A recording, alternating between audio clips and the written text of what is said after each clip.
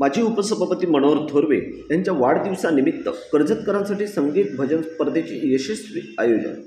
कर्जत विधानसभेचे आमदार महेंद्र थोरवे यांचे मोठे बंधू शिवसेनेचे नेते तथा कर्जत पंचायत समितीचे माजी उपसभापती मनोहर थोरवे यांच्या वाढदिवसाचे औचित्य साधत आमदार महेंद्र थोरवे फाउंडेशनच्या माध्यमातून स्वर्गीय भजनभूषण गजाननबुवा पाटील संगीत भजन स्पर्धेचे यशस्वी आयोजन करण्यात आले होते। त्याप्रसंगी कर्जत विधानसभेतील अनेक भजनी मंडळांना आमंत्रित करण्यात आले होते। कर्जत पोसरी येथील शिवतीर्थ या ठिकाणी असलेल्या भव्य सभागृहात सकाळी या संगीत भजन स्पर्धेचे उद्घाटन आमदार महेंद्र थोरवे यांच्या हस्ते झाल्यानंतर दिवसभरात असंख्य वारकऱ्यांसह विविध क्षेत्रातील भजनप्रेमींनी मोठ्या संख्येने उपस्थिती लावून संगीत भजनातील गायनाचा आनंद अनुभवला।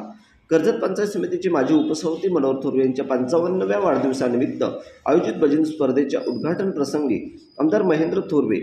हरिभक्तपरायण सदाशिव महाराज थोरवे, हरिभक्तपरायण रंभाजी महाराज थोरवे, संभाजी थोरवे, सुंदराबाई थोरवे, उपसभापती मनोहर थोरवे, मनीषा मनोहर थोरवे, मीना महेंद्र थोरवे, विश्वनाथ थोरवे, मनीषा भासे, कर्जत नगर परिषदेचे नगरसेवक संकेत भासे, युवा सेनेचे विधानसभा प्रमुख प्रसाद थोरवे, स्वर्गीय भजनभूषण गजाननबुवा पाटील यांचे पुत्र